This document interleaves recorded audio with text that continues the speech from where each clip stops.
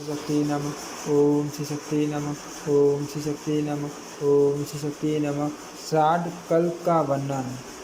मुनि ने पूछा, भगवान अब श्राद्ध कल्प का विस्तार पूर्वक वर्णन कीजिए। तपोधन कब कहाँ किन देशों में और किन लोगों को किस प्रकार श्राद्ध करना चाहिए, यह बताने की कृपा करें। व्यास जी बोले, मुनिवरों सुनो, मैं श्राद्ध कल्प का विस्तार के साथ वर्णन करता हूँ। जब जहाँ जिन प्रदेशों में और जिन लोगों द्वारा जिस प्रकार श्राद्ध किया जाना चाहिए वह सब बतलाता हूँ। अपने कलुषित धर्म का पालन करने वाले ब्राह्मण, क्षत्रिय और वैश्यों को उचित है कि वे अपने वर्ण के अनुरूप वेदोक्त विधि से मंत्रोच्चारण पूर्वक श्राद्ध का अनुष्ठान करें। स्त्रियों और शूद्रों को ब्राह्मण की आज्ञा के अनुसार मंत्रोच्चारण के बिना ही विधिवत श्राद्ध करना चाहिए। उनके लिए अग्नि में होम आदि वर्जित हैं।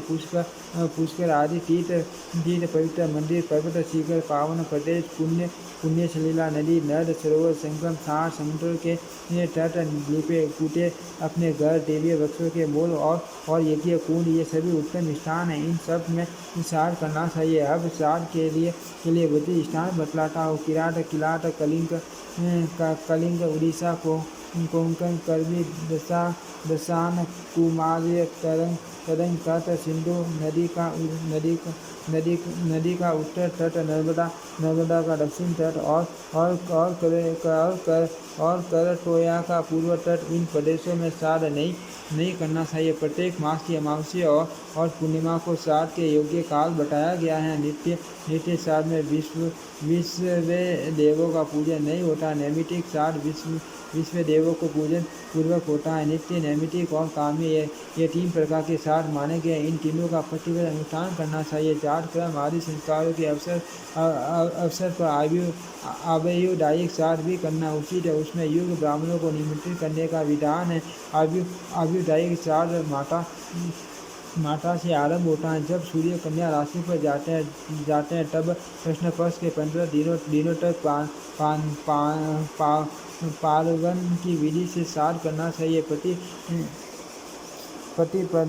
को श्राद्ध करने से धन की प्राप्ति होती है। द्वितीय संतान देने वाली हैं। तृतीय पुत्र प्राप्ति की अभिलाषा पूर्ण करते हैं। चतुर्थी शत्रु का नाश करने वाली हैं। पंचमी को श्राद्ध करने से मनुष्य लक्ष्मी को प्राप्त करता है और सप्तमी को श्राद्ध करके वह पूजनीय होता है। सप्तमी को गणों का अधिपति, अष्टमी को उत्तम बुद्धि, नवमी को स्त्री, दशमी को मनोरथ की पुण्यता और एकादशी को श्राद्ध करने से मनुष्य संपूर्ण वेदों को प्राप्त करता है। द्वादशी को पितरों की पूजा करने वाला मानव विजय लाभ करता है। त्रयोदशी को सदा सहित श्राद्ध करने वाला सुसंतान वृद्धि, पशु, मेघा, तथा उत्तम पुष्टि, दीर्घायु अथवा ऐश्वर्य का भागी होता है। इसमें तनिक भी संदेह नहीं है। जिसके पिता युवावस्था में ही मृत्यु के प्राप्त हुए अथवा शस्त्र द्वारा मारे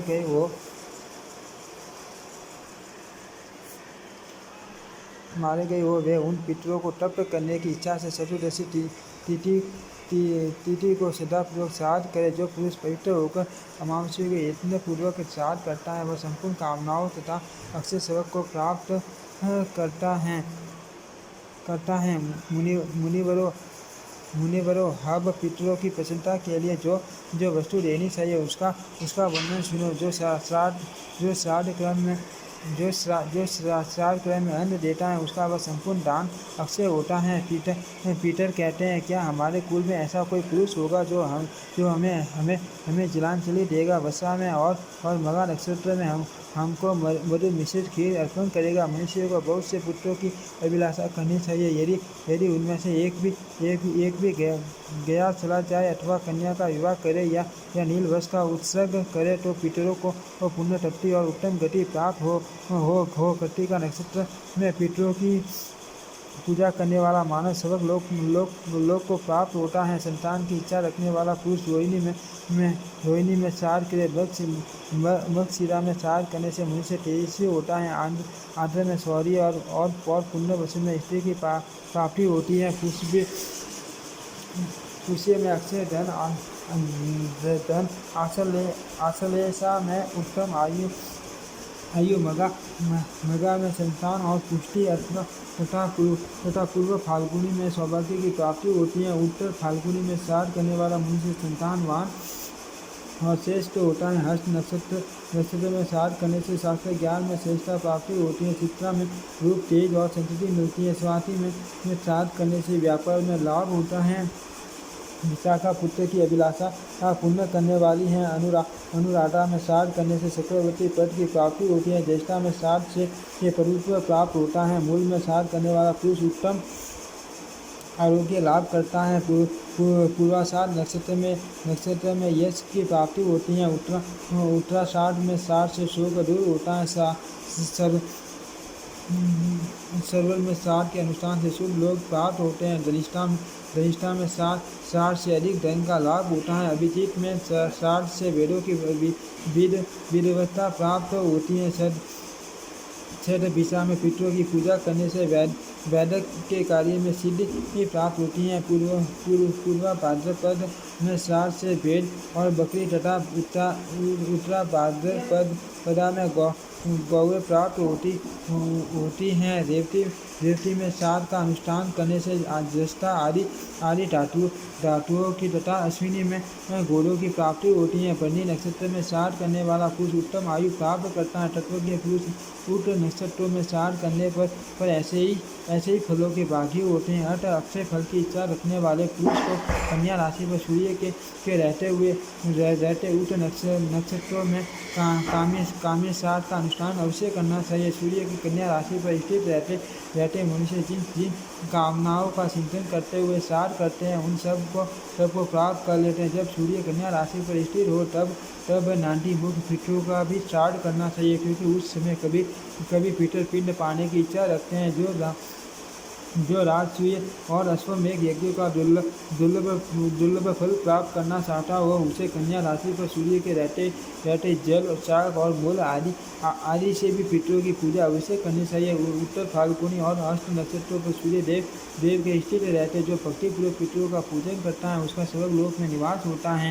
पूरे समय यमराज की आज्ञा से पितरों की पूरी तब तक खाली रहती है जब तक कि सूर्य वृश्चिक राशि पर मौजूद रहते हैं। वृश्चिक बीत जाने पर भी जब कोई श्राद्ध नहीं करता तब देवताओं सहित पितर मनुष्य को दूसरा श्राप देकर खेद पूर्वक लंबी सांसें लेते हुए अपनी पूरी को लौट जाते हैं।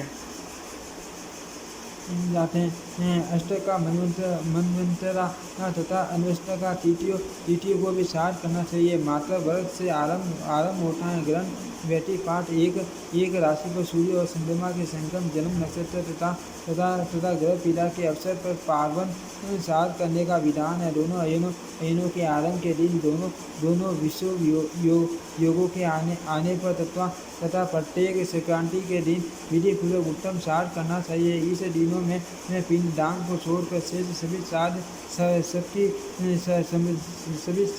संबंधी कार्य करने चाहिए। वैशाख की शुक्ला तृतीया और कार्तिक की शुक्ला नवमी को और संक्रांति की विधि से श्राद्ध करना उचित है। भादों की त्रयोदशी और माघ की अमावस्या को खीर से श्राद्ध करना चाहिए। जब कोई वेद में बैठा एवं अग्नि होती श्रोत्रिय ब्राह्मण घर पर पधारे तब उसे एक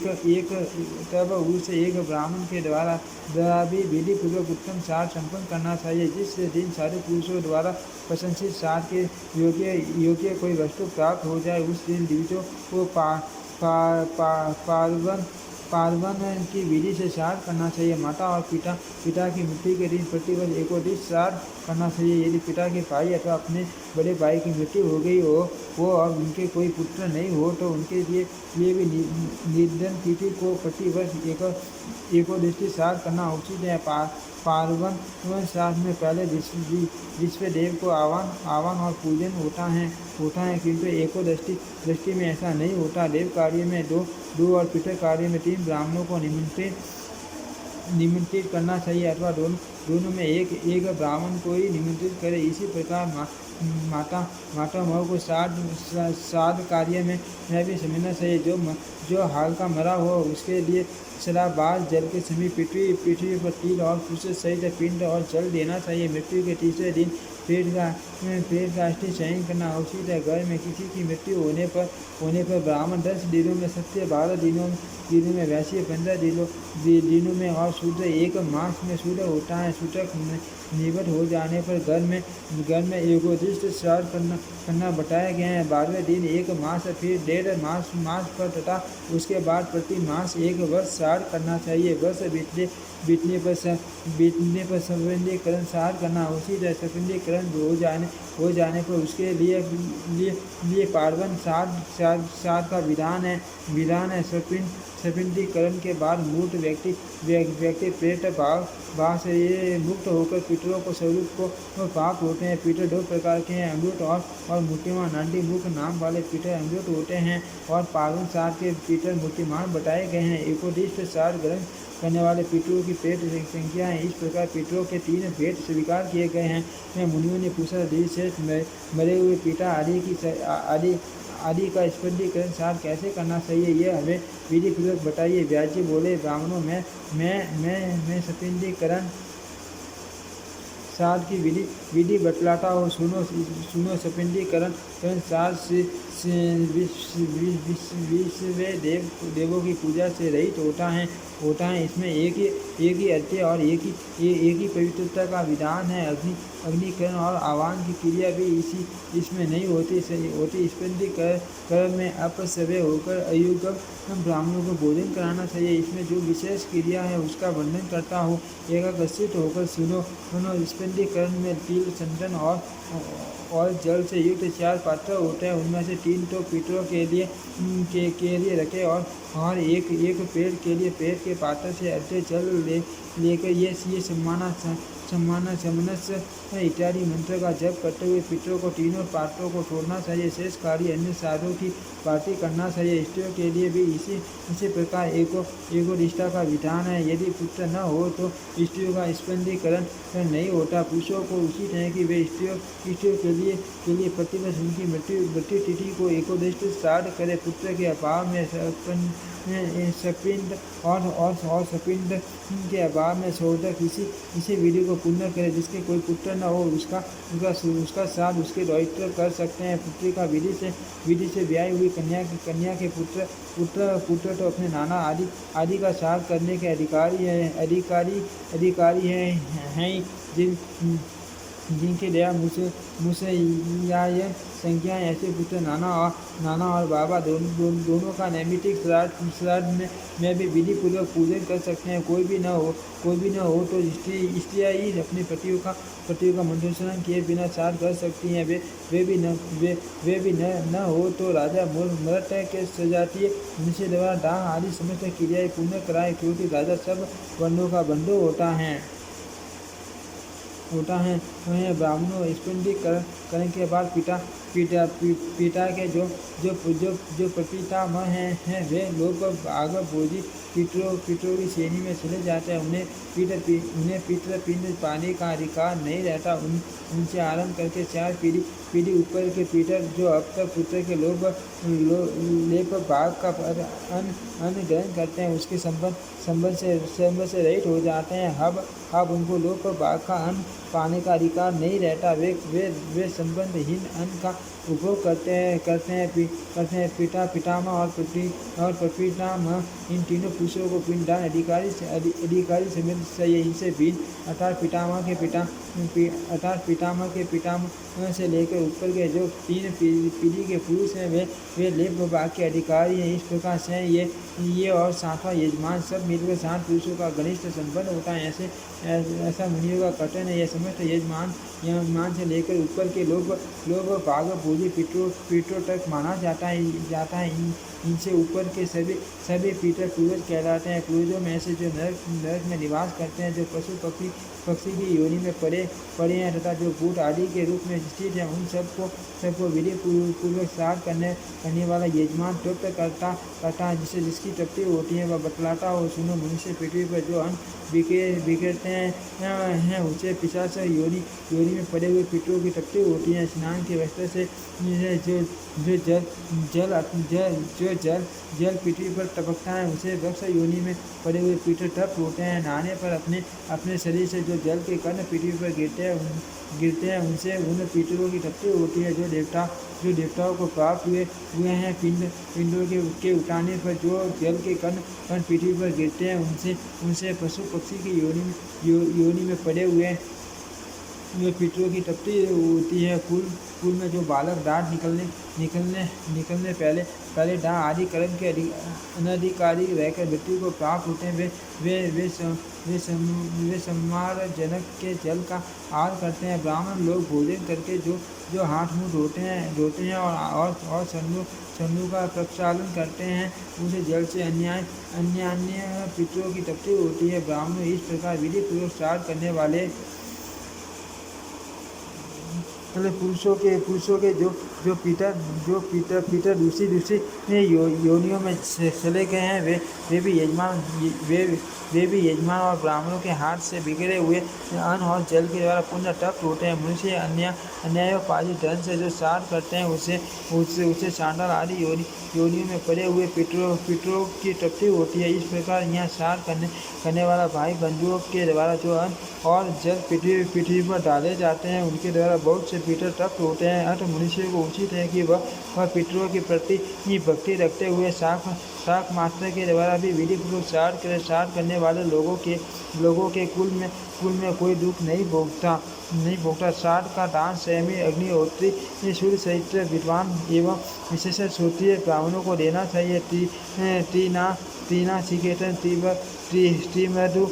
त्रिमधु त्रिशुपन सदक बेटा माता पिता का भक्त बांछा साम वेद का ज्ञाता ऋत्विक पुरोहित आचार्य उपाध्याय मामा शाला संबंधी मंडल ब्राह्मण का पाठ करने वाला पुराणों का तत्वज्ञ संकल्प हीन संतोषी और प्रतिग्रह न लेने वाला ये श्राद्ध में सम्मिलित करने योग्य पंक्ति पावन ब्राह्मण हैं। ऊपर बताए हुए श्रेष्ठ दिविजों को देव यज्ञ अथवा श्राद्ध में एक दिन पहले ही निमंत्रण देना चाहिए। उसी समय से ब्राह्मणों तथा श्राद्धकर्ताओं को भी स्वयं से रहना चाहिए। जो श्राद्ध दान देकर अथवा श्राद्ध में भोजन करके मैथुन करता है, उसके पितर 1 मास तक वीर्य में शयन करते हैं। जो स्त्री वास्तव के श्राद्ध करता है अथवा श्राद्ध में भोजन करता है, उसके पितर उसी के वीर्य और मूत्र का 1 मास तक आहार करते हैं। इसीलिए विद्वान पुरुष को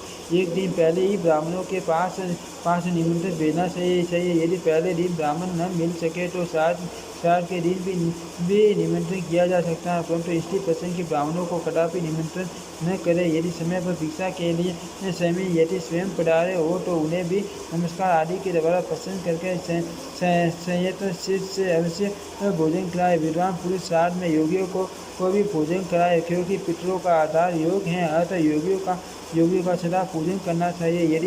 यदि हजारों ब्राह्मणों में एक भी योगी हो तो वह जल से नौका की भांति यजमान और श्राद्ध भोजी ब्राह्मणों को भी टार देता है। इस विषय में ब्रह्मवादी विद्वान पितरों की गाई हुई एक गाथा का गान करते हैं। पूर्व काल में राजा पुरुवा के पितरों ने उसका गान किया था। वह गाथा इस प्रकार है। हमारी वंश परंपरा में कब किसी को ऐसा श्रेष्ठ पुत्र प्राप्त होगा जो योगी को भोजन कराने से बचे हुए अन्न को लेकर पृथ्वी पर हमारे लिए पिंड देगा अथवा गया में जाकर पिंड दान करेगा, या हमारी तृप्ति के लिए सामयिक शाक तिल घी और खिचड़ी देगा, अथवा त्रयोदशी तिथि और मघा नक्षत्र में विधि पूर्वक श्राद्ध करेगा और दक्षिणायन में हमारे लिए मधु और घी से मिली हुई खीर देगा। इसलिए संपूर्ण कामनाओं के सिद्धि तथा पाप से मुक्ति चाहने वाले प्रत्येक मनुष्य को उचित है कि वह भक्तिपूर्वक पितरों की पूजा करे। श्राद्ध में तप्त किए हुए पितर मनुष्यों के लिए वसु रुद्र आदित्य नक्षत्र ग्रह और तारों की प्रसन्नता का संप्रदान करते हैं। इतना ही नहीं, वे आयु प्रजा धन विद्या स्वर्ग मोक्ष सुख तथा राज्य भी देते हैं। पितरों की पूर्वा की अपेक्षा अपराह्न अधिक प्रिय हैं। घर पर आए हुए ब्राह्मणों का स्वागत पूर्वक पूजन करके उन्हें पवित्र युक्त हाथ से आचमन कराने के पश्चात आसनों पर बिठाए। फिर विधि पूर्वक श्राद्ध करके उन श्रेष्ठ ब्राह्मणों को भोजन कराने के पश्चात भक्तिपूर्वक प्रणाम करे और प्रिय वचन कहकर विदा करे। दरवाजे तक उन्हें पहुँचाने के लिए पीछे पीछे जाए और उनकी आज्ञा लेकर लौटे। तदनंतर नित्य क्रिया करे और अतिथियों को भोजन कराए। किन्हीं श्रेष्ठ पुरुषों का विचार है कि ये नित्य क्रम भी पितरों के ही उद्देश्य से होता है। दूसरे लोगों का कहना है कि इससे पितरों का कोई संबंध नहीं है। शेष कार्यशिला की बातें करें। किन्हीं का मत है कि पितरों के लिए पृथक पाक बनाकर श्राद्ध करना चाहिए। कुछ लोगों का विचार है कि ऐसा न करके पहले बने हुए पाक से ही अन्न लेकर सब कार्य पूर्वक करना चाहिए। तदनंतर श्राद्धकर्ता मनुष्य अपने भट्टे आदि के साथ अवशिष्ट अन्न भोजन करे। धर्मज्ञ पुरुष को इसी प्रकार एकाग्रचित होकर पितरों का श्राद्ध करना चाहिए और जिस प्रकार ब्राह्मणों को संतोष हो वैसी चेष्टा करनी चाहिए। अब मैं श्राद्ध में त्याग देने योग्य अधम ब्राह्मणों का वर्णन करता हूँ। मित्र ढोई, खराब नकों वाला, नपुंसक, कायर, क्षय का रोगी, कोरी, व्यापारी, काले दांतों वाला, गंज, काना, अंधा, बहरा, जर, गूंगा, पंग, हिजड़ा, खराब सुनने वाला, हिनाक, लाल आंखों वाला, कुबड़ा, बौना, विकराल, आलसी, मित्र के प्रति शत्रु भाव रखने वाला, कलंकित, कुल में उत्पन्न पशु पालन करने वाला, अच्छी आकृति से हीन परिवीत, छोटे भाई के विवाहित होने पर भी स्वयंवर अविवाहित रहने वाला, परिवेटा, बड़े भाई के ब्याह से पहले ही ब्याह कर लेने वाला, परिवेदनी का बड़ी बहन के विवाह के पहले ही ब्याह करने वाली स्त्री का पुत्र, सूरज जातीय स्त्री का स्वामी और उसका पुत्र, ऐसे ब्राह्मण श्राद्ध भोजन के अधिकारी नहीं है। शूद्री के पुत्र का संस्कार कराने वाला, अविवाहित जो दूसरे की पत्नी रह चुकी हो, ऐसी स्त्री का पति वेतन लेकर पढ़ाने वाला, वैसे गुरु से पढ़ने वाला, शूद्र के अन्न पर जीविका निर्वाह करने वाला, सोम रस का विक्रय करने वाला, 16 ब्याह लेकर खाने वाला, शतशुगम को वेदों का त्याग करने वाला, अग्निहोत्र का त्यागी, राजा का पुरोहित, सेवक, विद्याहीन द्वेष रखने वाला, बूढ़ पुरुषों से कटुता रखने वाला, दुर्दर्शु करूर मूढ़, मंदिर की आय पर जीने वाला, नक्षत्र बटाने वाला, बाण बनाने वाला और यज्ञ के अनधिकारी पुरुषों से यज्ञ कराने वाला, ये तथा अन्य जितने भी निंदित और अधम ब्राह्मण हैं उन्हें श्राद्ध में सीमित न करे, क्योंकि वे पंक्ति के दूषित करने वाले हैं। जहाँ दूसरे पुरुषों का आदर और साधु पुरुषों की अवहेलना होती है, वहाँ देवताओं का दिया हुआ भयंकर दंड तत्काल ऊपर पड़ता है। जो शास्त्र विधि की अवहेलना करके मूर्ख को भोजन कराता है, वह दाता प्राचीन धर्म का त्याग करने के कारण नष्ट हो जाता है। जो अपने आश्रम में रहने वाले ब्राह्मण का परित्याग करके दूसरे को बुलाकर भोजन कराता है, वह दाता उस ब्राह्मण के वास की आग में दग्ध होकर नष्ट हो जाता है। वस्त्र के बिना कोई क्रिया, यज्ञ, वेदा अध्ययन और तपस्या नहीं होती। अतः श्राद्ध काल में वस्त्र का दान विशेष रूप से करना चाहिए। जो रेशमी सूती और बिना कटा हुआ वस्त्र श्राद्ध में देता है, वह उत्तम भोगों को प्राप्त करता है। जैसे बहुत से गौओं में बछड़ा अपनी माता के पास पहुंच जाता है, उसी प्रकार श्राद्ध में ब्राह्मणों का भोजन किया हुआ अन्न जीव के पास वह जहाँ भी रहता है पहुँच जाता है। नाम, गोत्र और मंत्र ये अन्न को वहाँ धोकर नहीं ले जाते, अपितु मृत्यु को प्राप्त हुए जीवों तक को तृप्ति पहुँचती हैं। वे श्राद्ध से तृप्ति लाभ करते हैं। देवताभयं पितरभयं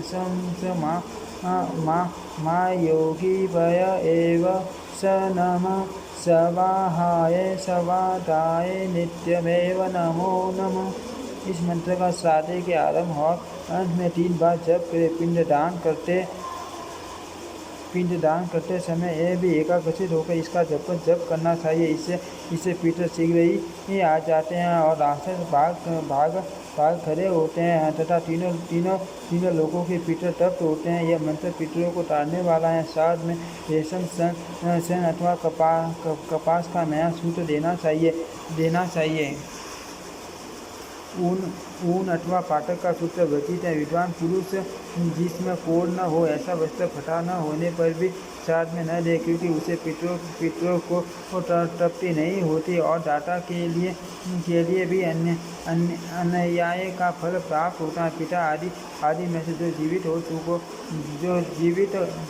हो वह उसको पिंड नहीं देना चाहिए, फिर तो उसे विधि पूर्वक उत्तम अन्न भोजन कराना चाहिए। भोग की इच्छा रखने वाले पुरुष श्राद्ध के पश्चात पिंड को अग्नि में डाल दे और जिसे पुत्र की अभिलाषा हो वह मध्यम अर्थात पितामह के पिंड को मंत्रोच्चारण पूर्वक अपनी पत्नी के हाथ में दे दे और पत्नी उसे खा ले। जो उत्तम कांति की इच्छा रखने वाला हो वह श्राद्ध के अनंतर सब पिंड गौों को खिला दे।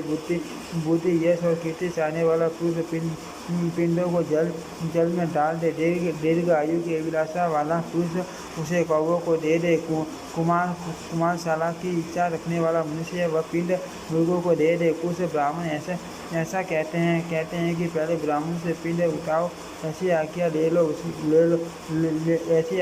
ले, उसके बाद पिंडों को उठाए। अतः ऋषियों की बताई हुई विधि के अनुसार श्राद्ध का अनुष्ठान करे, अन्यथा दोष लगता है और पितरों को भी नहीं मिलता। जो धान, तिल, गेहूँ, गुड़, सावा, सरसों का तेल, तितली का चावल और कंगनी आदि से पितरों को तृप्त करे।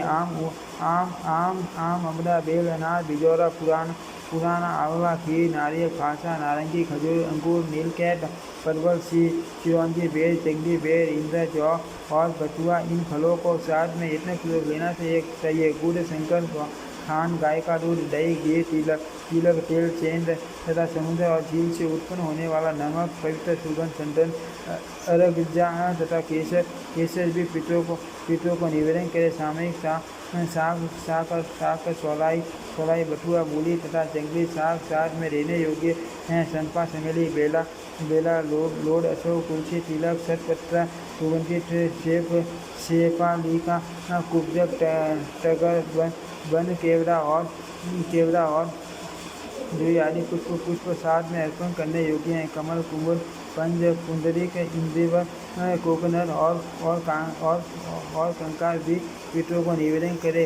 गूगल, चंदन, श्रीवास, बेल, अगर तथा ऋषि गुल ये पितरों के योग्य धूप हैं। चना और मसूर श्राद्ध में वर्जित है। स्त्री उत्तरनी और भेड़ के दूध, दही और घी का परित्याग करे। ताड़, ब्रुमा, कामकोल, बहुपुत्रा, शिवलिंगी, अर्जुनी फल, नींबू, रक्त बिल्ल और सालेक फल का भी श्राद्ध में त्याग करे। पितर क्रम में कस्तूरी, गोरोसन, पंचचंदन, काली अगर, हींग, अजवाइन और लो बांग की गंध वर्जित है। पालक का साग, बड़ी इलायची, सिरायता, सलजन, गाजर, अम्लोनी का साग, सुका का साग, चमड़े की पत्ती का साग, पहाड़ी कंद, सोवा, सौंफ, पटुआ साग, गंध सूकर, बाराई कंद, हल पत्ते, सरसों, प्याज, लहसुन, शक्कर कंद, फौसा कंद, जिमी कंद, सुथनी, लौकी, पदेउल, कुमड़ा, मिर्च, ओट, पीपल, बैंगन, केवा से बडेरा, कच्चे गेहूँ का अर्घ, सत्तू, बासी अन्न, हींग, कचनार और सहजन, इन सब वस्तुओं का श्राद्ध में उपयोग न करें। जो अत्यंत खट्टा, अधिक चिकना, सूक्ष्म, बहुत देर का बना हुआ और नीरस हो तथा जिसमें से मदिरा सी गंध आती हो, ऐसे पदार्थों को श्राद्ध में न दे। सिरायता, नीम, राई, धनिया, तरबूज और अमल पेड़ भी श्राद्ध में वर्जित है। अनार, छोटी इलायची, नारंगी, अदरक, इमली, अमरा और नेपाली धनिया का श्राद्ध में उपयोग करना चाहिए। खीर, सेवन, मूंग, लंक, पानक, रसाल, आम और गोदू को भी श्राद्ध में भक्तिपूर्वक देनी चाहिए। जो भी स्वादिष्ट एवं स्निग्ध खाद्य पदार्थ उनका श्राद्ध में उपयोग करना चाहिए, जिनमें खटाई और कटुआपन कम हो, ऐसी ही वस्तुओं का उपयोग करना उचित है। अधिक खट्टे, अधिक नमकीन और अधिक कड़वे पदार्थ असुरों के भोजन है, अतः उनको दूर से ही त्याग त्यागे। मीठे चने युक्त थोड़े सरपरे और थोड़े खट्टे स्वादिष्ट पदार्थ देवताओं के भोजन है, अतः उन्हीं का श्राद्ध में उपयोग करे। श्राद्ध में निषिद्ध वस्तु भोजन कराने वाला मनुष्य और नरक में पड़ता है। अपक्षय वस्तुएं ब्राह्मणों की कदापि न दे। बेरह की पत्ती का साग, चंपली, नींबू, सहजन, कचना, खली, मसूर, गाजर, सन की पत्ती का साग, कोडो, ताल मखाना, सुखा का साग, कम्बुक, पदम, काट का फल, लौकी, टाड़ी और टाड़ वृक्ष के फल का श्राद्ध में भोजन कराने से मनुष्य नरक में पड़ता है। जो पितरों के लिए उक्त निषिद्ध वस्तुएं हैं अर्पित करता है, वह उन पितरों के साथ ही पूय वह नामक नरक में गिरता है। यदि अनजाने में या प्रमाणवश एक बार इन निषिद्ध वस्तुओं का भक्षण कर ले तो उसके दोष की निवृत्ति के लिए प्रायश्चित करना आवश्यक है। 7 दिनों तक कर्मठ फल, मूल, दूध, दही, गौमूत्र और जौ की लपसी खाकर रहे। इस प्रकार ब्राह्मण और विशेषतः भगवान विष्णु के भक्तों को उचित है कि वे एक बार भी निश्चित आसन कर लेने पर इस प्रकार शरीर की शुद्धि करे ऊपर बताई हुई निश्चित वस्तुओं का अवश्य त्याग करे। अपनी शक्ति के अनुसार साथ की सामग्री एकत्रित करके विधि पूर्वक श्राद्ध करना सबका कर्तव्य है। जो अपने व्यापक के अनुसार इस प्रकार विधि पूर्वक श्राद्ध करता है वह मानव ब्रह्मा से लेकर कीट पर्यंत संपूर्ण जगत को तृप्त कर देता है। मुनियों ने पूछा, ब्राह्मण जिसके पिता जो जीवित हो किंतु पितामह और पितामह की मृत्यु हो गई हो उसे किस प्रकार श्राद्ध करना चाहिए, यह विस्तार पूर्वक बतलाइए। व्यासी बोले, पिता जिनके लिए श्राद्ध करते हैं उनके लिए स्वयं पुत्र भी श्राद्ध कर सकता है। ऐसा करने से लौकिक और वैदिक धर्म की हानि नहीं होती। मुनियों ने पूछा विप्र जिसके पिता की मृत्यु हो गई और पितामह जीवित हो उसे किस प्रकार श्राद्ध करना चाहिए, यह बताने की कृपा करें। व्याजी बोले, पिता को तो पिंड दे, पितामह को प्रत्येक भोजन कराए और पर पितामह को भी पिंड दे दे। ये शास्त्रों का निर्णय है। मरे हुए पिंड देने और जीवितों को भोजन कराने का विधान है। उस अवस्था में स्पंजीकरण और पालन श्राद्ध नहीं हो सकता। जो मनुष्य श्राद्ध संबंध की विधि का पालन करता है वह आयु, धन और पुत्रों के साथ ही वृद्धि को प्राप्त होता है, इसमें तनिक भी संदेह नहीं है। जो श्राद्ध के समय इस पितर वेग विषयक अभ्यास का पार करता है उसके लिए हुए अन्न को पितर लोग 3 युगों तक खाते रहते हैं। इस प्रकार मैंने यहाँ श्राद्ध कल्प का वर्णन किया। यह पापों का नाश और पुण्य की वृद्धि करने वाला है। श्राद्ध के अवसर पर मनुष्य को संशय सहित होकर इसका सेवन और पाठ करना चाहिए। ओम श्री शक्ति नमः, ओम श्री शक्ति नमः, ओम श्री शक्ति नमः, ओम श्री शक्ति नमः, ओम श्री शक्ति नमः।